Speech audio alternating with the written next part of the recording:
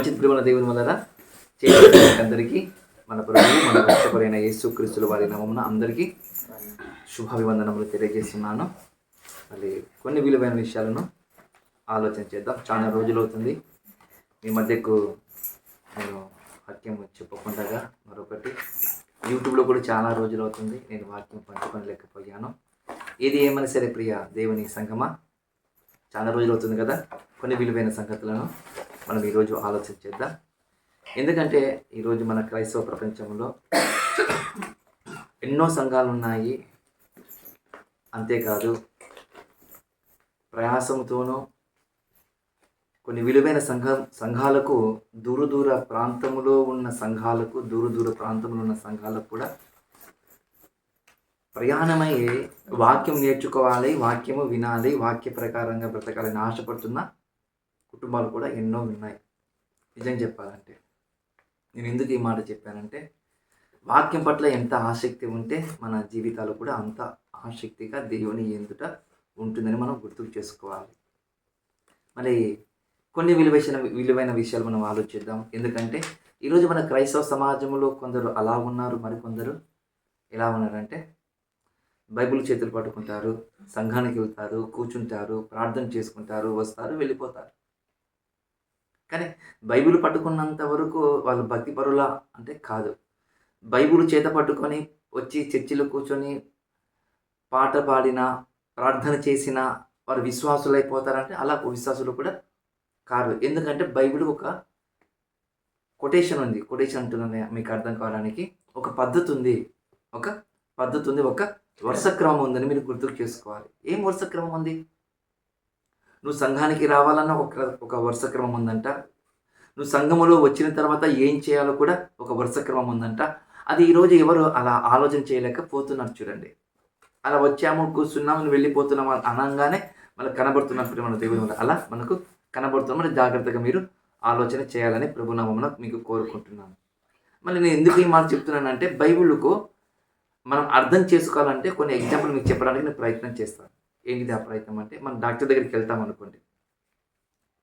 Doctor దగ్గరికి వెళ్ళిన మనము ఒక ఓపీ టికెట్, ఒక ఓపీ అని ఇస్తాను మనకు. నీ పేరు రాసుకుంటాడు, ఫలానా నెంబర్ అండి, ఆ నెంబర్ వచ్చినప్పుడు మీకు మిమ్మల్ని నేను పిలుస్తాను అని అంటాడు.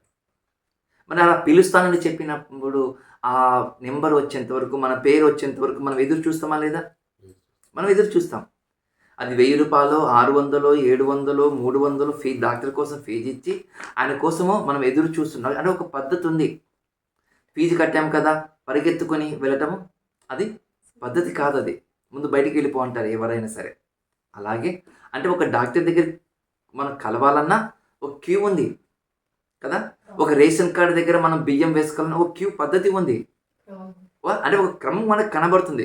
ఎక్కడికి వెళ్ళిన ఒక క్రమం మనకు కనబడుతుంది ప్రియమైన దేవుని వల్ల. మరి అలాంటి క్రమము బైబిల్లో కూడా ఉందా? ఒక విశ్వాసి ఎలా బ్రతకాలి, ఒక విశ్వాసి ఎలా ఉండాలి, బైబిల్ చేత పట్టుకున్న వారు సంఘములో ఎలా ఉండాలని ఒక పద్ధతి ఉందంటే ఖచ్చితంగా ఒక పద్ధతి ఉంది. కానీ ఈరోజు పద్ధతి లేకుండా ఈరోజు చాలామంది ఏమవుతున్నారు సార్, ఏమవుతున్నారంటే అనుకోకుండా ఏమవుతున్నారంటే అలా వెళ్ళిపోతున్నారు. ఏం పద్ధతి లేనిది అని ఒక ఆలోచన భావాలతో వెళ్ళిపోతున్నారు. ఓకేనా? మరి కొద్దిగా చూద్దాం, మనం ఆలోచన చేద్దాం. బైబిల్ ఏం చెప్తుందో ఒకసారి చూద్దాం. అపోస్తలుడైన పౌలు గారు తిమోతికి రాసిన మొదటి పత్రిక 3వ అధ్యాయము 15వ వచనం ఒకసారి జాగ్రత్తగా మనం ఆలోచన చేద్దాం. అపోస్తలుడైన పౌలు గారు తిమోతికి రాసిన మొదటి పత్రిక 3వ అధ్యాయము 15వ వచనం జాగ్రత్తగా మనము చూద్దాం ప్రేమ దేవుని వల్ల. అక్కడ ఏం చెప్తుందో చూద్దాం ఒకసారి. అయినను నేను ఆలస్యం చేసిన ఎడలా దేవుని మందిరములో అనగా జీవముగల దేవుని సంఘములో జనులు ఎలాగ ప్రవర్తింపవలెనో అది నీకు తెలియవలెనని ఈ సంగతులు నీకు వ్రాయిచున్నాను. ఆ సంఘము సత్యమునకు స్తంభమును ఆధారమునై ఉన్నది అని ఒక మాట చెప్తుంది ప్రియమైన దేవుని వల్ల. అని ఒకసారి చూడండి, బైబిల్ ఏం చెప్తుందంటే, అపోస్తలుడైన పౌలు గారు తిమోతికి ఒక పత్రిక రాస్తున్నాడు. తిమోతి, జీవము గల దేవుని సంఘంలో మనుషులు ఎలా ఉండాలి, విశ్వాసులు అనే వాళ్ళు ఎలా ఉండాలి, వాళ్ళు ఎలా ప్రవర్తింపాలి, అది నేను ఒక మాట రాస్తున్నాను, ఒక పత్రిక రాస్తున్నాను, దాని ప్రకారంగా నీవు వాళ్ళకు నడవమని చెప్పు అని ఒక విధంగా పౌలు గారు ఒక పత్రిక రాస్తున్నాను ప్రేమ దేవుని వల్ల. మరి ఈ తిమోతి గారు ఏ సంఘంలో ఉన్నాడు?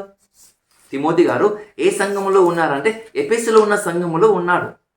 ఎఫెసు పట్టణం ఉంది కదా, ఆ ఎఫెసు పట్టణం మనకి ఎఫెసులకు రాసిన పత్రిక మనకు కనబడుతుంది కదా. ఆ ఎఫెసులో ఉన్న ఆ పట్టణానికి అక్కడ ఉన్న తిమోతికి పత్రిక రాస్తున్నాడు. ఏమని రాస్తున్నాడు? అక్కడ ఉన్న వాళ్ళు ఎలాంటి వారు, అది కూడా మనం ఆలోచించాలి.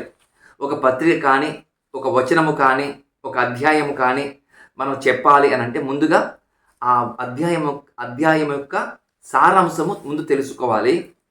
ఆ అధ్యాయం ఎందుకోసం రాశాడని కూడా మనం బ్యాక్గ్రౌండ్ తెలుసుకోవాలి. మనము తెలుసుకోవాలి. అలా బ్యాక్గ్రౌండ్ తెలుసుకోకుండా మనము అలా చెప్పుకుంటూ పోతే దానికి సారం అనేది ఏమి ఉండదు. ప్రేమ దేవుని వల్ల మనం ఎందుకోసం రాస్తున్నాడు ఈ తిమోతికి ఈ మాటలు ఎందుకోసం రాస్తున్నాడంటే ఎఫెసులో ఉన్న సంఘములో ఎలాంటి వాళ్ళు ఉన్నారంటే బాగా ధనవంతులు. వాళ్ళు ఎవరంట? ధనవంతులు అంట. ఆ ధనవంతులైన వారు ఎలా ఉంటారంటే సంఘములకు వచ్చి డబ్బున్నోడు కదా, డబ్బున్నోడు ఇక్కడ అని అంటారంట. డబ్బున్నోడు కాబట్టి పైకిలే అని అంటారంట. అది ఎందుకంటారంటే డబ్బున్నోడు ప్రభును నమ్మినా కూడా డబ్బున్నోడు సంఘంలో ఎలా ప్రవర్తిస్తాడంటే ఒక గర్వముగా, ఒక ప్రౌడ్నెస్గా, ఒక అహంకారంగా సంఘములు ప్రవర్తించేవారు ఈరోజు ఉన్నారు. ఈరోజు కొన్ని సంఘాలలో ఏమంటారు సార్,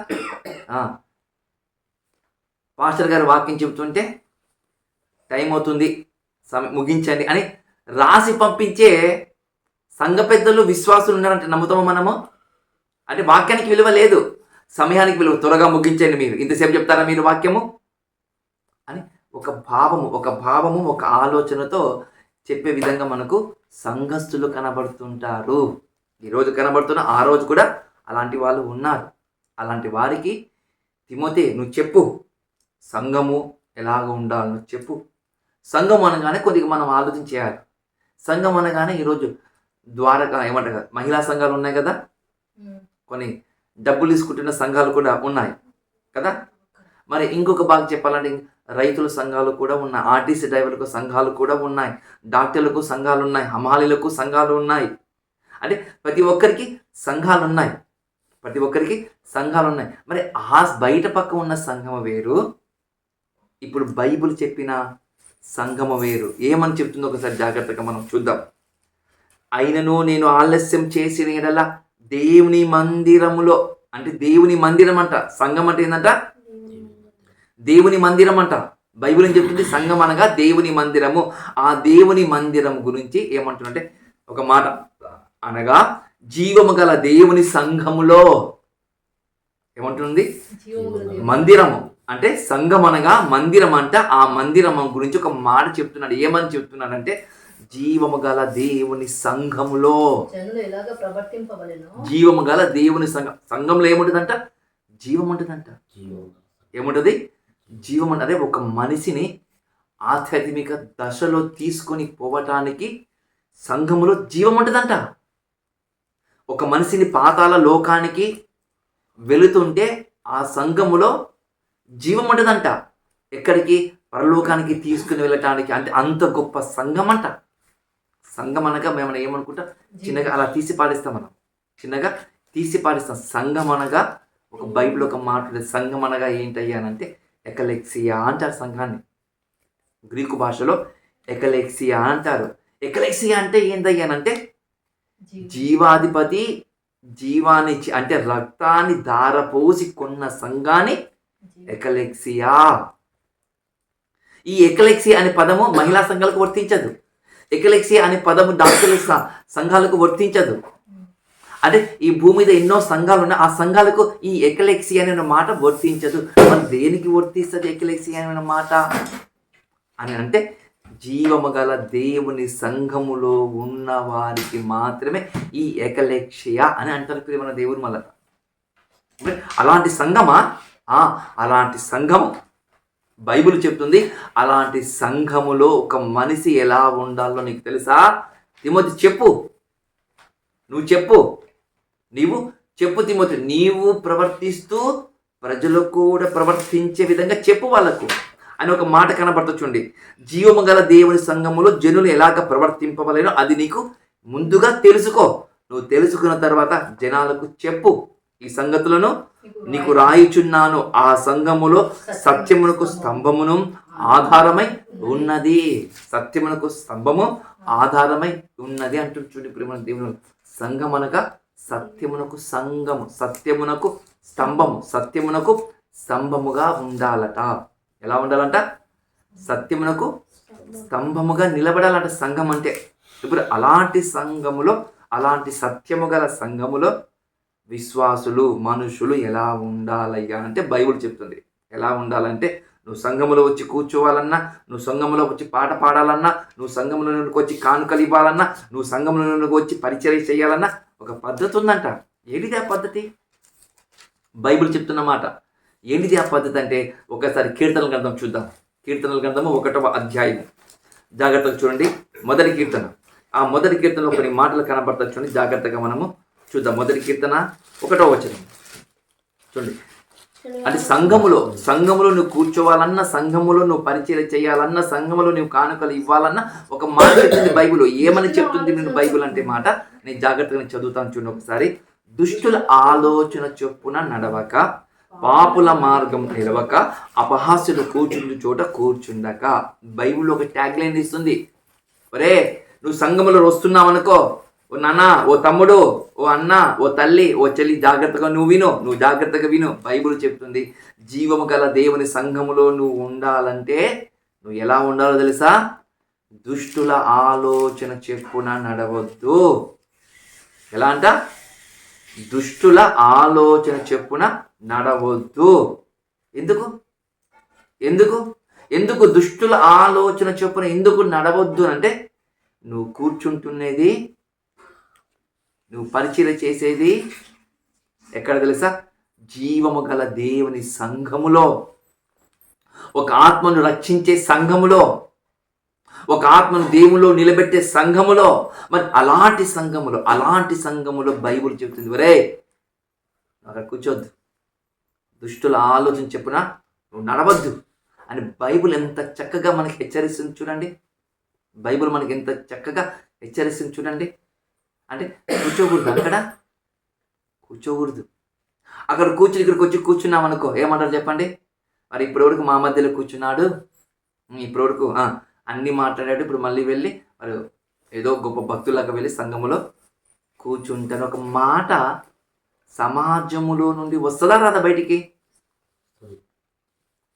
ఖచ్చితంగా వస్తుంది. అందుకే బైబిల్ చెప్తుంది, నువ్వు సంఘములో ఎలా ప్రవర్తించాలనో తిమోతికి చెప్పు. ఎలా ప్రవర్తించమంటే, దుష్టునికి చోటు ఇవ్వకుండగా, దుష్టుడు ఎక్కడుంటే వాని దగ్గర నీవు ఉండకుండగా నీవు జాగ్రత్తగా ఉండు. అక్కడ నడవద్దు. దుష్టులు ఎలా నడుస్తుంటే నీవు కూడా అలా నడవద్దు. చూడండి, మరొక మాట చెప్తూ చూడండి, పాపుల మార్గం నిలవక. ఎక్కడ? పాపుల మార్గము నిలవక. ఇంత మంచి చెప్తుంది చూడండి బైబిల్. అంటే ఎక్కడ నడవాలనో బైబిల్ చెప్తుంది, ఎక్కడ నిలవాలని కూడా బైబిల్ చెప్తుంది చూడండి. అంటే క్రైస్తవునికి నడిచే విధానాన్ని బైబిల్ చెప్తుంది, నిలబడే విధానం బైబిల్ కూడా చెప్తుందని. ఇంకా అంతకన్నా మంచి దేవుడు ఇంకా ఈ ప్రపంచంలో ఎవరున్నారు చూడండి. చూడండి, పాపుల మార్గం నిలవక. నువ్వు కూర్చోద్దు, నువ్వు నిలబడద్దు. మరి ఆలోచన ప్రకారంగా నడవద్దు. పాపుల మార్గం నిలవక పాపులుండే చోట, పాపులు పరిగెత్తుతున్న విధానములో నీవు కూడా నడవవద్దు, నిలవవద్దు. ఏమంటుంది బైబిల్? నిలవవద్దు, నువ్వు నిలబడకూడదు అని చెప్తుంది చూడండి. మరొక మాట, అపహాస్యులు కూర్చు చోట కూర్చుండక. ఒక బైబిల్ చెప్తుంది ఒక మాట. ఏమని చెప్తుందంటే, నీవు సంఘములో కూర్చోవాలన్నా, నువ్వు సంఘములో పరిచయం చేయాలన్నా నవ్వే చోట నువ్వు ఉండొద్దురా. ఏమంట? అపహాస్యంగా మాట్లాడుతున్న వారి మధ్యలో నీవు ఉండొద్దు. అంటే బైబిల్లో కూర్చోవాలంటే, బైబిల్ పట్టుకొని సంఘములో రావాలన్నా ఇలాంటి పద్ధతులు ఉన్నాయంటే ఉన్నాయి. ఎందుకంటే ఇది జీవము గల దేవుని సంఘము, ఆయన రక్తము కార్చి వెలపెట్టిన సంఘము. మరి అలాంటి సంఘముల గురించి బైబిల్ చెప్తున్న మాట, దుష్టుల ఆలోచన చెప్పున నడవక, పాపుల మార్గం నిలవక, అపహాస్యులు కూర్చుండక. అలా కూర్చోకుండా ఉండాలి, నిలబడకుండా ఉండాలి, నడవకుండా ఉండాలి. ఈ 3 ఉండాలంట ప్రతి విశ్వాసికి. అలాంటి విశ్వాసులు ఉన్నారంటే ఈరోజు లేరు. ఊరంతా తిరిగి వస్తారు, సంఘంలోకి వచ్చి కూర్చుంటారు. ఊరంతా తిరిగి వస్తారు, పాటలు పాడతారు. ఊరంతా తిరిగి వస్తారు, కానుకలు ఇస్తారు. మేము పవిత్రులము, మేము విశ్వాసులము, మా దేవుని సంఘము, మా ఇంత సంఘము, మా ఇంత పెద్ద సంఘము అంటే దేవుడు అసలు ఒప్పుకోడు. అలా ఉన్న తర్వాత నువ్వు సంఘములో కూర్చోవాలన్న బైబిల్ చెప్తున్న మాట, నువ్వు సంఘములో కూర్చోవాలన్న బైబిల్ చెప్తున్న మాట ఏమని చెప్తున్న మాట అంటే, యెహోవా ధర్మశాస్త్రమును ఆనందించుచు దీవారాత్రము దాన్ని ధ్యానించువాడు ధన్యుడు. నువ్వు సంఘంలో కూర్చోవాలంటే ముందు ఏం కావాలంట? ధర్మశాస్త్రం అంటే దేవుని వాక్యం ఆనందముతో దీవారాత్రములు ధ్యానం చేస్తూ ఉండాలట. ఎందుకు? ఇప్పుడు తెగదు. ఎందుకు దేవుడు తన ధర్మశాస్త్రమును, తన వాక్యమును ఎందుకు ధ్యానం చేయమంటున్నాడు, ఎందుకు చదవమంటున్నాడు ఇప్పుడు తెలియదు మనకు. తర్వాత మెల్లమెల్లగా తెలుస్తుంది, మెల్లమెల్లగా అర్థమవుతుంది ప్రియమైన దేవుని వల్ల. చూడండి, ఇప్పుడు అంటుంది బైబిల్ అంటుంది, నువ్వు జీవము గల దేవుని సన్నిధిలో ఉండాలంటే ఇలా చెప్పు, ఇలా ప్రవర్తించమని చెబుతున్న మాట చూడండి ప్రియమైన దేవుని వల్ల. కొంతమంది అనొచ్చు, సార్ మాకు చదువు రాదు కదా సార్. అవును, చదువు రాదు. చదువు రాకపోతే బైబిల్ ఒక మాట మీకు అర్థం కావాలి. చదువు రాకపోతే బైబిల్ పక్కన పెడతారంటే లేదు. బైబిల్ ఏం చెప్తుంది? చెవుగలవాడు వినుట వలన ఏమిటంట? వినుట వలన అంటే వినే విధానము కూడా ఉందా? చదువు రాకపోతే కూడా వినాలంట. నీకు చదువు రాదయ్యా, నువ్వు చదువు రానప్పుడు ఒక బైబిల్ ఉంటుంది, ఆడియో బైబిల్ ఉంటుంది. ఆడియో బైబిల్ తీసుకో, విను, వాక్యం వింటూ ఉండు. అప్పుడు నీకు అర్థమవుతుంది. అంటే వినటం వలన విశ్వాసం కలుగుతుంది. దేవుడు కూడా చెప్పాడు కదా. మరి చాలామంది బైబిల్ వాక్యం చెప్తున్నారు కదా, నువ్వు వినాలి. అలా వింటూ ఉండాలి. అంటే ఒక సంఘములో ఒక విశ్వాసి కూర్చోవాలన్నా ముందు వాని ప్రవర్తన అవసరం. అందుకంటాడు, ఏమంటాడు? వారి జీవము గల దేవుని సంఘములు వాళ్ళు ఎలా ప్రవర్తింపవలెనో తిమోతే చెప్పు. ప్రవర్తన అవసరం అంట. ప్రవర్తన లేకుండా మనం వచ్చి కూర్చున్నాం అనుకో, మన భక్తి జీవితము సున్నాని గుర్తుపెట్టుకోవాలి. ప్రేమ దేవుని వల్ల. ఇది మొదటిది. ఇంకొక అర్హత కూడా చాలా ఉన్నాయి. ఒక 2-3 చెప్పడానికి ప్రయత్నం చేస్తాను. ఇంకొక మాట కూడా బైబిల్ చెప్తుంది. ఏమని చెప్తుంది? సంఘములో ఇది ఒక పద్ధతి, ఇలా ఉండాలి. ఇంకొక పద్ధతి కూడా ఉంది. సంఘములు ఎలా ఉండాలి, దేవుని సంఘములను ఎలా ఉండాలంటే బైబిల్ చెప్తున్న మాట ఏమని చెప్తున్న మాట అంటే, ఒకసారి క్షమించండి, పేతురు రాసిన మొదటి పత్రిక 1వ అధ్యాయము 14వ వచనం. పేతురు రాసిన మొదటి పత్రిక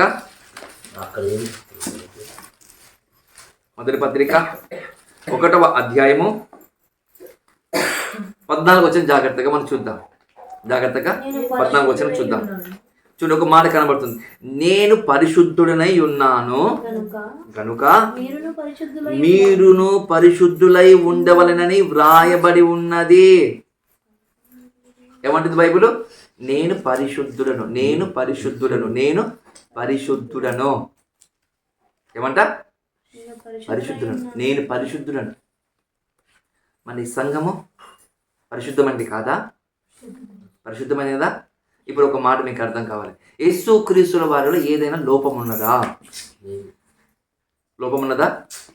తప్పు ఉందా? అంటే యేసుక్రీస్తుల వారిలో ఏ లోపం లేదు. ఇప్పుడు ఆయన అంటున్నాడు, నేను పరిశుద్ధుడను, మీరు కూడా పరిశుద్ధులై ఉండవలెను. ఉండాలంట. ఉంటున్నారా? పరిశుద్ధంగా ఉంటున్నారా? చూడండి, పరిశుద్ధంగా ఉండాలని బైబిల్ చెప్తుంది మనకు. ఎందుకోసం పరిశుద్ధంగా ఉండాలి? నిన్ను రక్షించినవాడు, నిన్ను కాపాడినవాడు, ఆయన శరీరములో ఉన్న ప్రతి రక్తపు చుక్క ధార పోసి నిన్ను కొన్నవాడు చెప్తున్న మాట, నేను పరిశుద్ధులను, పవిత్రులను, మీరు కూడా అలాగనే ఉండాలని చెబుతున్న మాట ప్రియమైన దేవుని వల్ల. ఎంత చక్కగా చెప్తున్నారు చూడు దేవుడు. అంటే మీరు కూడా అలాగే, నా క్యారెక్టర్ మీలో రావాలి, అంటే నా ప్రవర్తన మీలో రావాలి, నా గుణ లక్షణాలు మీలో రావాలని ఎంత చక్కగా దేవుడు చెప్తున్న మాట చూడండి. ఈరోజు ఉన్నాయి అలాంటి లక్షణాలు? అలాంటి లక్షణాలు ఉన్నాయంటే లేవు.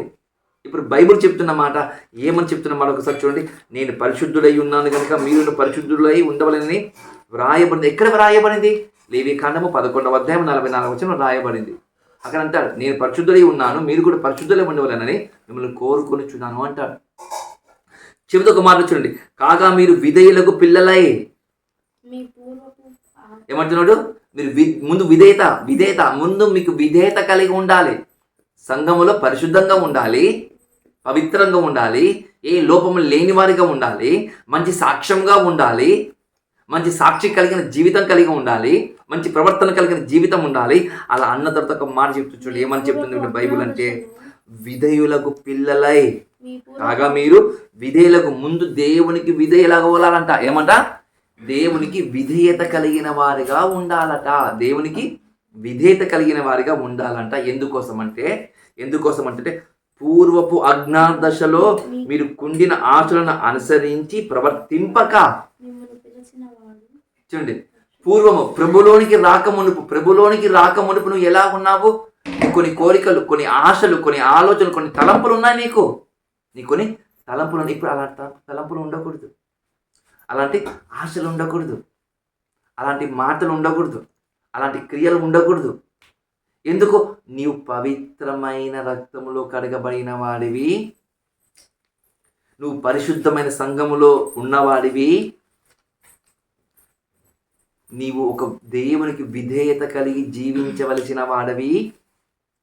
నువ్వు పాత జీవితాన్ని తీసుకుని వచ్చిన సంఘంలో రుద్దుతాను, నీ పాత జీవితంలో మరలా నేను పిలుస్తాను, నేను అలాగే బ్రతుకుతాను అనుకుంటే అది కాదు, అలా సంఘము కాదు. అది జీవము గల దేవుని సంఘములో నీవు ఉండే అర్హత నీకు లేదు, అలా నీకు లేదు. అందుకే చెప్తాను, పూర్వపు అజ్ఞాన దశలో మీకు ఉండిన ఆచరణను అనుసరింపక మిమ్మల్ని పిలిచిన వాడు పరిశుద్ధులై ఉన్న ప్రకారం మీరును సమస్త ప్రవర్తన అంట. ఒక ప్రవర్తన కాదంట, అన్ని ప్రవర్తనలో సమస్త ప్రవర్తనల ద్వారా మీరు ఎలా ఉండాలంట? దేవునికి పరిశుద్ధులై ఉండాలంట. దేవునికి పరిశుద్ధులై ఉండాలంట. మనం ఒకటి ఉండదు మన జీవితాలలో. ప్రార్థన ఉంటే బైబిల్ ఉండదు, బైబిల్ ఉంటే ప్రార్థన ఉండదు. ఆ రెండు ఉన్నాయనుకో భయం ఉండదు, దేవుని భయమే ఉండదు మనకు. చూడండి, బైబిల్ చెప్తున్న మాట నీకు పవిత్రంగా పరిశుద్ధంగా ఉండాలి, దేవునికి విధేయత కలిగి ఉండాలి. మూడోది, నీ పూర్వపు అజ్ఞాన దశను విడిచిపెట్టి ఉండాలి.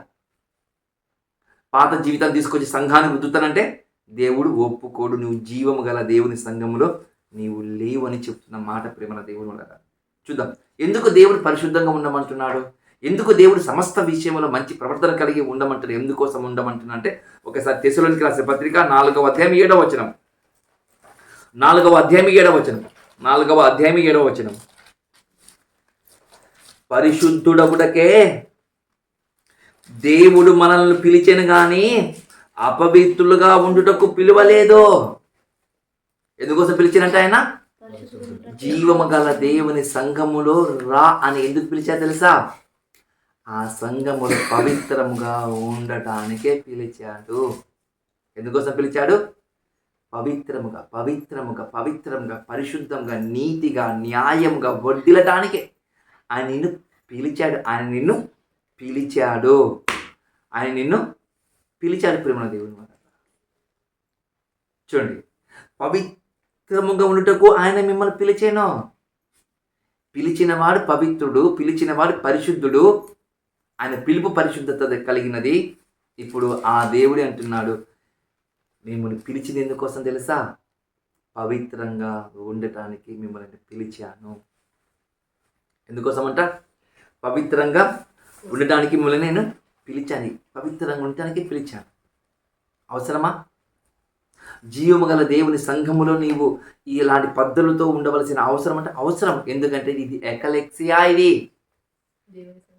ఇది లోకరక్షకుడు, జగత్ రక్షకుడు తన శరీరములో ఉన్న ప్రతి రక్తపు చుక్కను ధారపోసి కొన్న సంఘం. ఇది కొన్న సంఘం. అపొస్తలుల కార్యము 20వ అధ్యాయం 28వ వచనంలో మాట్లాడతాడు. ఆ దేవుడే రక్తము కార్చి వెలపెట్టిన సంఘం అది. నిన్ను కొన్నాడు కాబట్టి నీవు జీవము గల దేవుని సంఘములో ఇలాగా ఉండాలి. ఉంటున్నామా? ఇప్పుడు జీవము గల దేవుని సంఘములో అలాగా ఉంటున్నామంటే లేము. ఎలా ఉంటున్నాం తెలుసా? మనము ఎలా ఉంటున్నామంటే ఒక మాట మీకు చెప్పడానికి నేను ప్రయత్నం చేస్తున్నాను.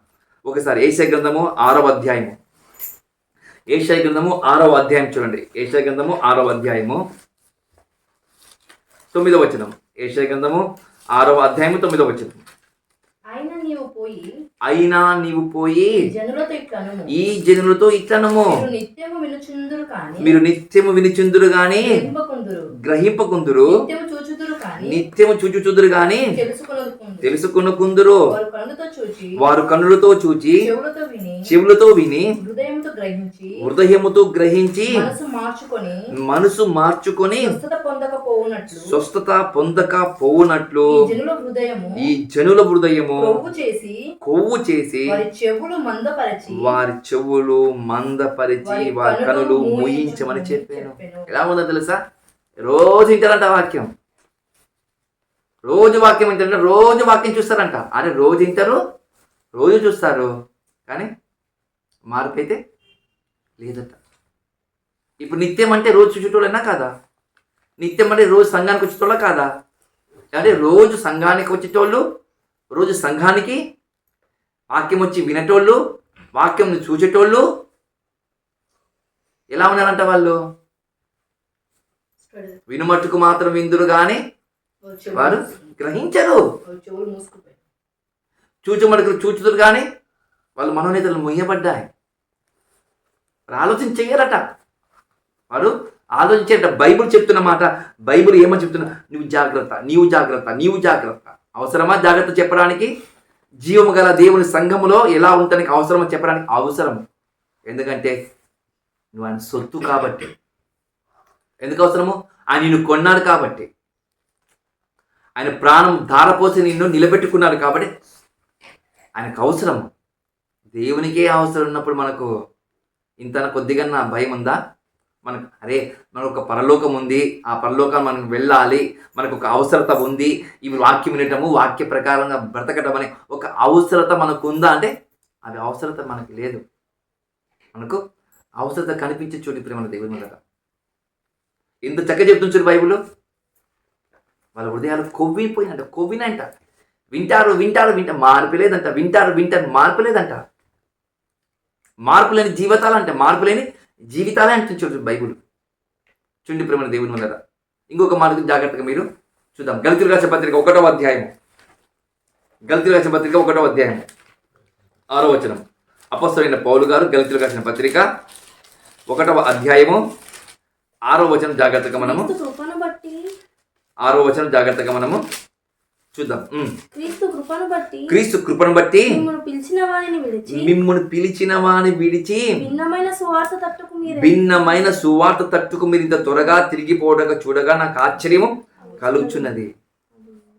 మీరు వినమట్టుకు జాగ్రత్తగా వినలేదనుకో, చూచే మటుకు జాగ్రత్తగా చూసుకుంటగా బతకలేదనుకో, దేవుని వాక్య ప్రకారముగా మీరేమవుతుందో తెలుసా? భిన్నమైన సువార్తను త్వరగా వెళ్ళిపోతారట. భిన్నమైన సువార్తను త్వరగా వెళ్ళిపోతే వేరొక సువార్తకు, వేరొక వాక్యానికి త్వరగా లోపడతారట. గద్దించి చెబుతున్న వాక్యము ఇవనికి వినపడదంట. అది ప్రేమతో చెబుతూ ఏం కాదులే చెబుతున్న వాక్యం మాత్రం చాలా మంది ఇష్టపడతారట. బైబుల్ చెప్తున్న మాట మీరు జాగ్రత్తగా వినకపోతే, ఇంతకుముందు చెప్పాను కదా, వినేది అవసరమా, చదివేది అవసరమా, ధ్యానం చేసేది అవసరమా? అందుకే అవసరం. ధ్యానం చేసేది అవసరము, చదివేది అవసరము. ఎందుకు చదవాలి, ఎందుకు ధ్యానం చేయాలంటే కొంతమంది క్రీస్తు కృపను బట్టి పిలిచిన వాణిని విడిచి వేరొకడు ఎవడో ఒకడు వస్తాడు, గాలోడు వచ్చి ఏదో ఒక 4 మాటలు చెప్పి వెళ్ళిపోతాడు. కొంతమంది తిరుగుతున్నారు, యెహోవా సాక్షులైన వారు కొంతమంది తిరుగుతున్నారు. మనం పాటించేది విశ్రాంతి దినము ఆదివారం కాదు, శనివారం పాటించాలని అనేవాళ్ళు కొంతమంది లేచారు. చూడండి, వాళ్ళు ఎంత చక్కగా మాట్లాడుతున్నారు, అంత చక్కగా మాట్లాడే వాళ్ళు ఉన్నారు వాళ్ళు, కానీ తెలియదు. చూడండి, ఇప్పుడు మీరు వినమటుకు నువ్వు విన్నావనుకో, గ్రహించుకున్నావనుకో, నువ్వు చూచమని నువ్వు ఆలోచన చేయలేదనుకో, ఖచ్చితంగా వారి వలలో పడిపోతావు. అందుకే బైబుల్ చెప్తున్నమాట, క్రీస్తు కృపను బట్టి మిమ్మల్ని పిలిచిన వారిని విడిచి భిన్నమైన సువార్త తట్టు మరింత త్వరగా తిరిగిపోవడం చూడగా నాకు ఆశ్చర్యం కలుగుతున్నది. మరి యొక్క సువార్త కాదు, క్రీస్తు సువార్తను చెరపగోరి మిమ్మల్ని కలవరపరచు కొందరు మీ మధ్యలోనే కొంతమంది బయలుదేరి ఉన్నారు. ఈ మధ్యన బయలుదేరి ఉన్నారు. ఎందుకోసం చదవాలి తెలుసా? ఎందుకోసం సంఘానికి రావాలి తెలుసా? ఎందుకోసం దేవుని పరిచయం చేయాలి తెలుసా? ఎందుకోసమే. జీవము గల దేవుని సంఘములో నీవు ఉండాలంటే ఇలాగ ఉండాలి అని చెబుతూ ఒక మాట చూడండి. తిమోతికి రాసిన పత్రిక 3వ అధ్యాయం 15 వచ్చి చదువుకున్నాం కదా మనము. ఆ దేవుడు చెప్పినట్లు మనం ఉన్నామనుకోండి, ఆ దేవుడు చెప్పినట్లు మనం నడిచామనుకోండి, అలా ఎన్నో పద్ధతులు ఉన్నాయి, ఎన్నో మాటలు ఉన్నాయి. సంఘంలో ఎలా ఉండాలో కూడా ఎన్నో మాటలు ఉన్నాయి. ఎగ్జాంపుల్ మీకు అర్థం కావడానికి, నిన్ను వల్ల నీ పొరుగు అని ఎవరు చెప్తున్న మాట? నువ్వు జీవం గల దేవుని సంఘంలో ఉండాలంటే ఈ పని చెయ్యి. నీ శత్రువుని ప్రేమించు, నీ శత్రువుని పిలిచి భోజనం పెట్టు. ఇన్ని చెప్తుంది మాటలు, ఇన్ని చెప్తున్నాయి మాటలు. అంటే ఇప్పుడు ఏమంటుంది? సంఘము ఆపదలో ఉంటే, సహోదరులు ఆపదలో ఉంటే ఏం చేయమంటుంది? సహకారం చెయ్యి. ఏం చేయమంటుంది? సహకారం కూడా చెయ్యి. అంటే ఆపదలు ఉన్న వారు సహకారం చేయాలి, నిన్ను వలని ప్రేమించాలి, శత్రువుని భోజనం పెట్టాలి. ఇవన్నీ జీవము గల దేవుని సంఘములో ఉన్నవారు చేశారట. ఎవరైనా చేశారంటే చేశారు. ఎందుకు చేయలేదు? అపొస్తలుల కార్యము 2వ అధ్యాయం మీకు తెలియదా? 3,000 మంది రక్షింపబడ్డారు కదా. వాళ్ళందరూ ఏం చేశారు? వారి దగ్గర ఉన్న సమస్తం తెచ్చి పేతురు పాదాల కాడ పెట్టారంట. తీసుకొయ్యా పరిచయం చేయండి. అలా చేస్తున్నారా? అని ఇది ఎవరు చేశారా అంటే జీవము గల దేవుని సంఘములో ఎవరైతే ఉంటారో వారు మాత్రమే చేస్తారు. వారు మాత్రమే చేస్తారంటే చూడండి. ఇంకా చాలా మాటలు. సువార్త చేయి, సువార్త ప్రకటించు అని బైబిల్ చెప్తుంది. దీనికి సువార్త ప్రకటించమని అంటే మనం ఏం చేస్తాం తెలుసా? సువార్త మస్తుంది కాదు, మస్తుగా లేచిపోతావు. అంతే, ఏం లేదు. మస్తుగా లేచిపోతావు, ఎగిరిపోతావు. సమయం లేదు. బైబిల్ ఒక మాట చెప్తుంది, తిమోతి సమయమందు అసమయమందు వాక్యం ప్రకటించి. తిమోతి ఒక మాట నేను చెప్తాను చూడండి, ఒక మాట చూపిస్తు చూడండి. చూడండి,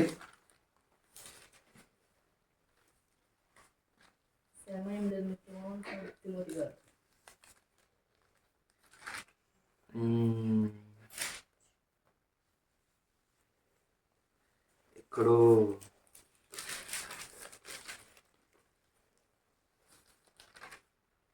4వ అధ్యాయం 2 తిమోతి 4వ అధ్యాయం 2వ వచనం. 2 తిమోతి 4వ అధ్యాయం 2వ వచనం. 2 తిమోతి 4వ అధ్యాయం 2వ వచనం. వాక్యమును ప్రకటించుము, సమయమందును అసమయమందును ప్రయాసపడము, సంపూర్ణమైన దీర్ఘశాంతితో ఉపదేశించుచు, ఖండించుచు, గద్దించుచు బుద్ధి చెప్పుము. ఏమంట? సమయం లేదు ఇప్పుడు. సమయం లేదు, పోయింది.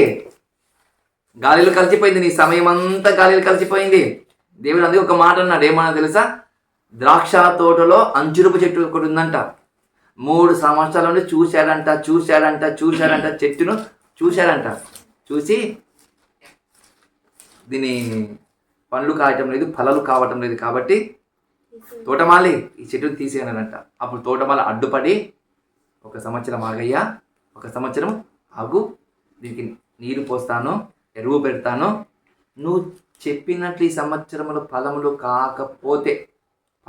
కాకపోతే చెట్టును నేను తీసేస్తానని చెప్పాడంట. ఏమంట?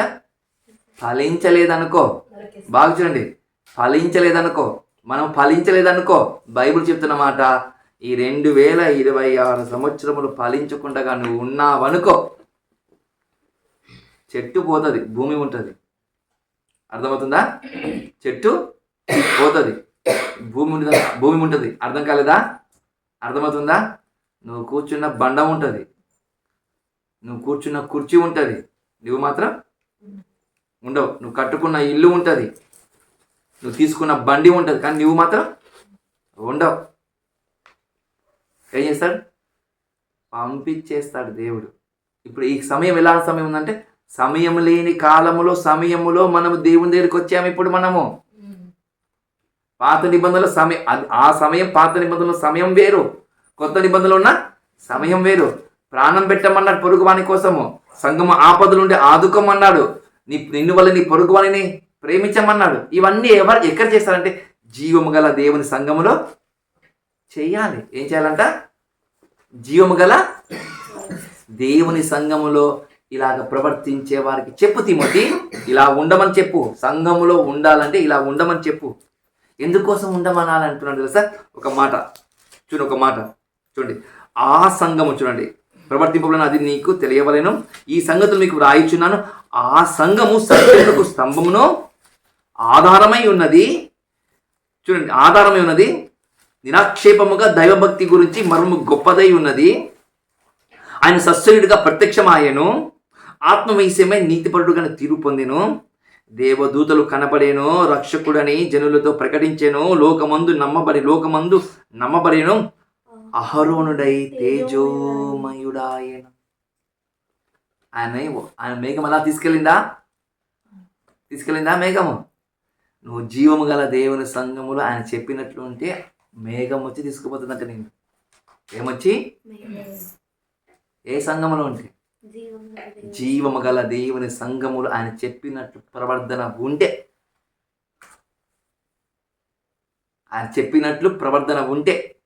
లేకపోతే ఆలోచన చేసుకోండి. విడిచిపెట్టి పోయాడనుకో, ఎక్కడికి పోతామో మనం ఆలోచన చేసుకుంటే. ఒక మేఘం వచ్చి మనకు తీసుకొని పోతుందంటే, ఈ ప్రపంచంలో మేఘముతో ప్రయాణం చేసిన వాడు ఒక్కరు తప్ప ఎవరు లేరు, దేవుడు తప్ప. ఆ తర్వాత మనమే ఉంటాం. ఆ మేఘంలో ప్రయాణం చేసేవారు ఎవరు ఉంటామో మనం ఉంటాం. ఇంతవరకు బస్సులు పోయి ఉండొచ్చాము, ట్రైన్లో కూడా పోయి ఉంటాం మనం కదా. ఆ ఎర్ర బస్సు తెల్ల బస్సు కూడా పోయి ఉంటాం మనం, కార్లో కూడా పోయి ఉంటాం మనం. కానీ విమానం కూడా పోయిండొచ్చేమో. కానీ మేఘంలో ఎప్పుడు పోయినామా? పోలేదు. అందుకే బైబిల్ చెప్తుంది మేఘము ఆయన మేఘములు ఎలా ఆహ్రోణమయ్యాడో ఆయన మళ్ళీ వస్తాడు. జీవము గల దేవుని సంఘములో ఉన్న ప్రతి ఒక్కరిని తీసుకొని పోతాడు. అందుకోసమే ఇలాగా ఉండమని చెప్పు తిమోతే. మంచి ప్రవర్తన కలిగి ఉండమని చెప్పు. మంచి భక్తి జీవితం కలిగి ఉండమని చెప్పు. వాక్యం ప్రకటిస్తూ ఉండమని చెప్పు. సంఘములో ఆపదుంటే ఆదుకోమని చెప్పు. నీ శత్రువుని ప్రేమించమని చెప్పు. నిన్ను వలని పొరుగు వారిని ప్రేమించమని చెప్పు. నీ శత్రువుని గురించి ప్రార్థన చేయమని చెప్పు తిమోతే. అలా అన్ని చేయమని చెప్పు. ఇవన్నీ చేస్తే జీవము గల దేవుని సంఘంలో ఉన్నట్టు. ఇందులో యావి లేవనుకో, ఒక స్థలం ఉంది, ఆ స్థలానికి మనము వెళ్ళిపోతాం. ఆ స్థలం ఏదో కాదు, పాతాళ లోకము, నరకము. దేవదూతలు వాని కోసం సిద్ధపాటు చేసిన నరకానికి మనం వెళ్ళిపోతాం. ప్రేమ దేవుని అలా వెళ్ళిపోకుండా ఉండాలంటే ఆయన చెప్పినట్లు ప్రవర్తనతో పాటు ఆయన ఏమేమి చేయమన్నాడు అవి చేయకుండా ఉండామనుకో, ఖచ్చితంగా మనము పాతాళ లోకానికి వెళ్ళిపోతాం. అందుకే బైబిల్ ఒక మాట చెప్పింది. బైబిల్ ఏమని చెప్పింది తెలుసా? అన్నీ ఉన్నాయంట, ఒకటి మాత్రం తక్కువ ఉందంట. ఎన్ని తక్కువ ఉన్నాయంట? ఒకటి మాత్రం తక్కువ ఉందంట. ఒక్కటి తక్కువ ఉందంట. ఒక యవ్వనస్తుడు పరిగెత్తుకుని వచ్చాడు, నేను నిత్య జీవనకు వారసుడు కావాలంటే నేను ఏం చేయాలి అయ్యానంటే, నీ తల్లిదండ్రులు నేను చిన్నప్పటి నుంచి సన్మానిస్తున్నాను, నేను పొరుగు వాళ్ళని ప్రేమించి అది కూడా చేస్తున్నాను. చూచాడు నీ దగ్గర ఉన్నదంతా ఇచ్చి నన్ను వెంబడించాను. ఎంత? నీ దగ్గర ఒకటి కొదువ, ఒకటే 2 కాదు 3 కాదు 5 కాదు 10 కాదు, ఒకటే ఒక కొదువ ఉందని చెప్పిండు. ఆ ఒక్కటి కొదువుగా ఉంది కాబట్టి అది బీదలకిచ్చి నన్ను వెంబడించు అని. ఒక్కడి కొదువుకుంటేనే జీవము గల దేవుని సంఘంలో ఆ వ్యక్తి ఉండలేకపోయాడు. ఆ జీవము గల దేవుని సంఘంలో ఒకవేళ ఉంటే ఆయన కూడా ఒక అపొస్తలుడు అయ్యేవాడు, శిష్యులు ఒక శిష్యుడు అయ్యేవాడు. అన్ని అర్హతలు తనకున్నాయి, కానీ ఒక్కటిలోనే కోల్పోయాడు, పరలోకాన్ని కోల్పోయాడు. ఇక్కడ మన దేవుని వల్ల మనలో ఎన్ని కొదువు ఉన్నాయి? జీవం గల దేవుని సంఘంలో మనం వస్తున్నా, మనకు ఎన్ని కొదువుగా ఉన్నాయి? ఎన్నో కొదువుగా ఉన్నాయి. అన్ని కొదువుగా పెట్టుకొని మనం పరలోకం పోతామా అంటే పో. కాబట్టి దయచేసి ఇప్పుడైనా మారు మనసు కలిగి ఆ జీవము గల దేవుని సంఘంలో ఎలాగ ఉండాలనో అలాగ ఉండాలని ప్రభునామ ఆయన చెప్పినట్లు ఉండాలని ప్రభునామను కోరుకుంటే కొద్ది మాటలు ముగిస్తున్నాను. తలలు వంచిన వారమైతే ప్రార్థన చేసుకుందాం. ఓకే, మంచిది ప్రేమ దేవుని వల్ల